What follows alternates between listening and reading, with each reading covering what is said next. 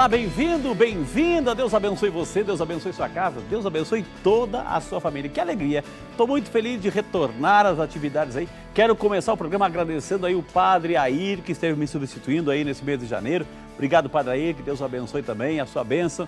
E muito obrigado aí pelo seu carinho, sua disponibilidade de estar aqui no Vídeo de Saúde, viu? E já começamos com a graça de Deus, esse programa que tem essa marca registrada, a união sempre entre a ciência médica e a espiritualidade. Esse é o Vídeo de Saúde.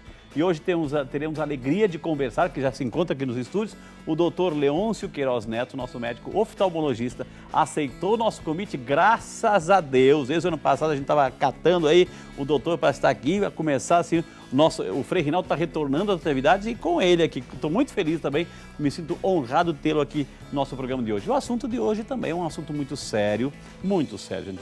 Ceratocone. Muita gente tem esse hábito, péssimo hábito de coçar o olho, né? Eu já fiz, certamente você fez, as crianças fazem isso aí, tem consequência? Tem, né? É grave isso, é grave. Como evitar aquela hora que a gente quer empurrar o dedo no olho? Isso tem consequência. Então, a gente vai aprender hoje aqui com o Dr. Leôncio como cuidar do nosso olho, saúde ocular, enfim, e acima de tudo, essa questão do ceratocone. Lembrando também que você pode e deve participar. Estamos ao vivo e em cores aqui pela Rede Século XXI e o telefone é 19-3871-9620. 19-3871-9620 para você participar. Diretor, me comunica aqui, estamos ao vivo pelo Facebook? Estamos ao vivo pelo Facebook, então entra lá, Rede Século XXI, lá pelo Facebook. Já está vendo? Eu já estou me vendo no Facebook, ó, Então você pode acessar o Facebook da Rede Século XXI, compartilhar, mas naquela cidade não pega a Rede Século XXI enfim, ainda, né? Então partilha aí o Facebook. O Facebook é mundial, gente, mundial. Então é uma maneira, é mais um mecanismo aí, mais um recurso para você interagir e participar conosco, viu? A nossa super produção, é claro, aliás, antes de chamar da produção, quero mandar um abraço aí, nosso super time aí. Sou muito feliz de ver você, viu, gente? Que Deus abençoe aí, que maravilha. E nosso super time preparou uma matéria, nós queremos convidar você a acompanhar conosco esses dados iniciais para darmos início ao nosso bate-papo com o nosso grande amigo Dr. Leôncio sobre ceratocone. Sejam todos bem-vindos e vamos à matéria. Vem cá, deixa eu te fazer uma perguntinha. Você já ouviu falar em ceratocone? Pois é, isso mesmo, ceratocone. Esse é o problema que acontece no olho, que atinge principalmente a população mais jovem e que precisa ser tratado o quanto antes. Vamos descobrir o que ela provoca e quais são os seus sinais na visão. Ao contrário de muitas doenças oftalmológicas, o ceratocone costuma surgir na infância, na adolescência ou no princípio da vida adulta, podendo se manifestar entre 10 e 25 anos, progredindo com o passar do tempo ou até mesmo se estabilizando até os 30 ou 35 anos. Esse é um problema hereditário que afeta de 1 a 2% dos brasileiros na faixa etária citada. Ele atinge a córnea, tornando a visão embaçada e irregular. Viram só, né, que essa doença pode ser bem comum e afetar diretamente a nossa visão. Por isso eu convido todos vocês a ficar literalmente de olho no Vídeo de Saúde de hoje. É com vocês aí no estúdio. Obrigado, Calão, que Deus abençoe, parabéns pela matéria, gente. Esse é o assunto de hoje, ceratocone. Mas é claro que vamos acolher com muito carinho. A gente já estava com saudade, eu estava com saudade de você também. Ele que é nosso, já tem carteirinha aqui no nosso programa Vídeo de Saúde, o nosso querido Dr. Leôncio. Dr. Leôncio, bem-vindo, que honra recebê-lo aqui mais uma vez. A gente fica esperando quando o senhor tem a sua agenda que dá tempo de vir aqui, doutor. Muito obrigado, viu? Bem-vindo. Eu que agradeço o convite, Frei. Doutor, a gente está vivendo assim essa realidade, né? Aliás, vai ser o tema da semana que vem, que é o coronavírus e outras epidemias. Esse coronavírus, assim, ele também vai no olho, o olho transmite, doenças oculares podem transmitir também esse e outros vírus, doutor? Só para a gente atualizar o tema desse corona aí. Ontem ainda eu estava discutindo com uns amigos que estavam almoçando em casa. Nós esquecemos um pouco aquele termo que a gente falava muito, os antigos, de perdigoto, né? Hoje o pessoal fala aerosol, ou seja, uma gotícula do vírus está no ar e vem nos olhos. E isso pode contaminar e causar uma conjuntivite até leve, não é uma conjuntivite importante, mas todos nós sabemos que os olhos têm comunicação com as vias aéreas. Quem já não pingou um colírio e sentiu o gosto na garganta e tudo? Então, ele pode, através dessa contaminação via ocular, alojar-se também na parte respiratória, que nós sabemos que o grande problema que o coronavírus causa é a pneumonia intersticial que está ocorrendo e é o que realmente leva ao óbito e o difícil controle. Mas, sem dúvida, nós temos mecanismos de infecção que que está em tudo, né? Quer dizer, o olho pode ser uma porta aberta aí, doutor. Uma porta aberta, as máscaras, né? Nós temos graus de máscaras que filtram, nós temos que usar muito álcool gel, que é o que o pessoal está preconizando. E eu imagino que, alterando um pouco, geralmente essas epidemias, quando você altera um pouco a temperatura, o clima, elas acabam melhorando. Entendi. Né? Então, eu acho que o grande problema que houve lá na China é justamente a época do ano, né? Foi o ano novo dos chineses, viagens e também o clima, muita circulação, né, muita circulação. Eu acho que nós devemos estar em breve saindo desse ciclo. O senhor citou a questão das máscaras, doutor. Até eu já vou entrar no ceratocone, assim, mas aproveitar que o senhor está aqui e entende. Quando a gente vê uma pessoa com máscara no dia a dia, aqui no Brasil a gente não tem essa cultura da máscara. A gente logo pensou, muitos têm preconceitos, não chegam perto, a pessoa está doente, tem uma doença grave, ou é contagiosa, está com máscara. Nessa cultura oriental é diferente, doutor, ou seja, a pessoa está doente, e para proteger os que estão ao redor, né, eles usam a máscara. Então, ela está em tratamento, mas ela também está pensando nas pessoas que estão ao redor. Então, o Brasil pode chegar um dia a ter essa cultura da máscara também, não só para a pessoa, mas proteger as pessoas que estão ao redor? Eu espero que sim.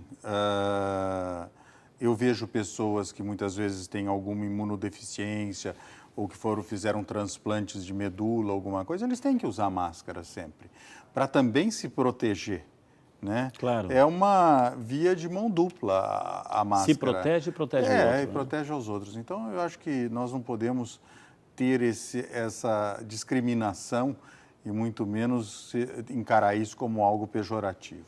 Então, quando você acompanhar e ver no dia a dia uma pessoa com máscara, não tenha medo, não passe do outro lado da rua. Pelo contrário, ela está se protegendo e protegendo você também, viu? Doutor, vamos lá. Ceratocone, vamos lá, vamos separar a palavra. Ceratocone vem da onde? A origem dessa palavra. É grega. Grega. Né? De querato, que é córnea. Queratus é córnea. E é uma córnea que adquire a forma de um cone. Né? Eu trouxe até aqui um modelo, né? Nós temos aqui uma córnea, ela tem essa convexidade, né? Isso, doutor, vai acompanhando pelo monitor aí. E quando a pessoa coça o olho ou ela vai aumentando, ela fica protusa dessa maneira, olha. Ela fica cônica. Ela elevou bem, olha, a diferença de uma córnea normal para uma córnea com o cone. E isso aumenta a miopia, aumenta o astigmatismo, fica um astigmatismo de difícil correção, né, porque geralmente é um astigmatismo irregular. E são pessoas que acabam tendo uma qualidade de visão muito ruim. Como, né? doutor? Assim? Muitas vezes eles enxergam um pouco para perto, mas para a distância vêm vultos. Eles olham para a lua, em vez de ver uma lua, veem 3 luas. Vê tudo distorcido, com sombra, com fantasma. Então, é realmente muito desgastante. É perceptível, doutor, esse cone no olho? É perceptível? Por exemplo, no movimento da pálpebra, você precisa piscar, isso é involuntário? Sim, nós temos sinais que mostram a pálpebra bem abaulada, tudo. Mas quando chega nesse ponto, é porque o ceratocone está muito avançado. Entendi. Nós temos classificação de graus do ceratocone. E hoje, como nós temos um número de alérgicos muito grande no nosso país, em todos os países, de cada 10 alérgicos, nós sabemos que 7 podem ter manifestações oculares. Ou seja, de cada 10 alérgicos, 7 pode ter alguma conjuntivite alérgica e que acaba coçando o olho. Óbvio que nós temos algum fator genético no ceratocone. mas a grande maioria dos portadores de ceratocone, eles acabam tendo alergias e coçando muito os olhos. Então, a única fonte, a única razão do surgimento, do aparecimento do ceratocone é o fato de coçar o olho, doutor? Eu diria que o fato de coçar o olho é o agravante. Entendi. Você pode até uma predisposição, você já tem uma córnea com as junções das fibras de colágeno não tão linkadas. Não Por quê? Tão, Pela idade? por uma predisposição, porque geralmente acontece, o ceratocone começa mais ou menos ali na adolescência. Então você pode ter aquela córnea já com alguma alteração e com isso você acaba fragilizando ainda mais. Você causa uma ectasia, uma dilatação, causa esse abaulamento da córnea. E isso, como a córnea fica pontuda, você está aumentando o globo no diâmetro anteroposterior, que leva a miopia, e a córnea ela não faz esse zoom retinho, ela vem torta, ela causa o astigmatismo. Então, esse é o grande problema do portador de ceratocone, porque ele começa usando óculos, depois o óculos não resolve mais, daí ele tem que passar por uma série de lentes de contato, de designs. Hoje nós temos designs de lentes de contato específicos para isso.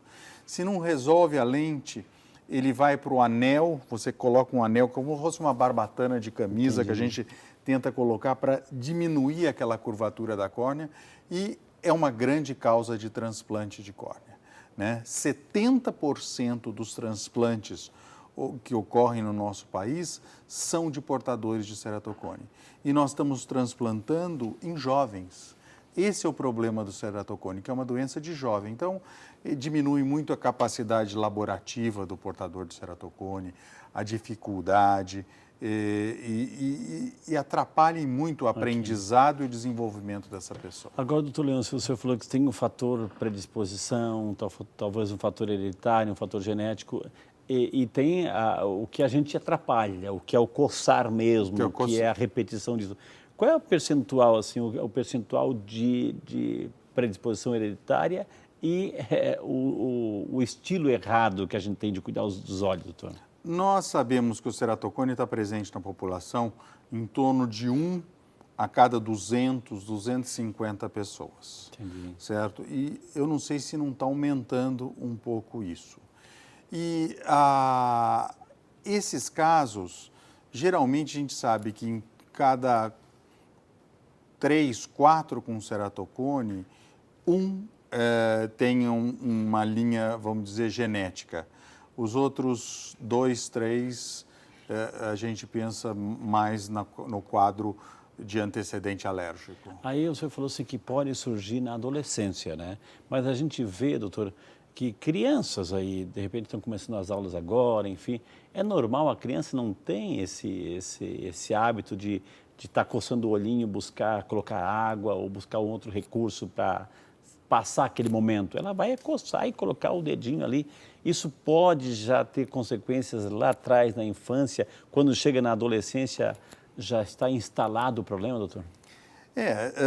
O que acontece é que às vezes a criança não... Os pais não têm essa percepção de que eles estão coçando o olho. Da gravidade do problema. Da gravidade do problema. Né? Porque hoje nós temos um procedimento, que é o cross-linking da córnea, que tem nos estacionado muito o ceratocone, né? Então, nós raspamos a camada mais superficial da córnea, colocamos vitamina B2. B2. O senhor colocou... A córnea é como se fosse aqui, olha, o vidro do relógio. Essa aqui, né? Essa parte aqui, né?